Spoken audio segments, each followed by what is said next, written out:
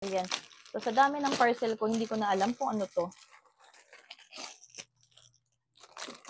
Ito yung sa may ano. So, kanyang tummy time. So, bakit nga ba ako bumili ng ganito? Para nang sa ganun, mas ganahan mag-tummy time yung anak ko. So, ang gagawin nyo dito is lalagyan nyo siya ng water. Ayan. Tapos, dito siya magta-tummy time. And then, meron siya nakikita mga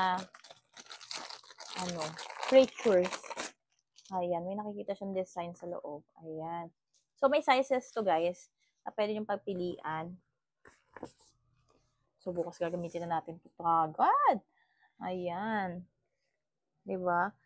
So, meron siya mga ganito sa loob na kung saan, syempre, mag-float-float yan.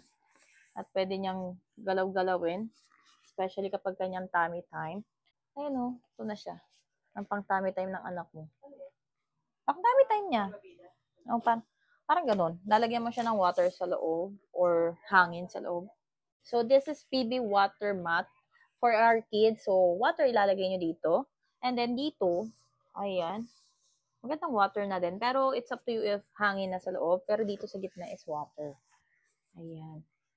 So, kung gusto niyo ng ganitong item guys, you can visit my basket. And very useful to. Hindi lang isang beses natin ito magagamit. So, tagal-tagal din ito natin magagamit dahil medyo matagal pa yung stage ng tummy time ng anak natin. And even naman na medyo matangkad na siya or mas toddler na siya, pwede pa rin naman gamitin pang playmat niya. O, diba?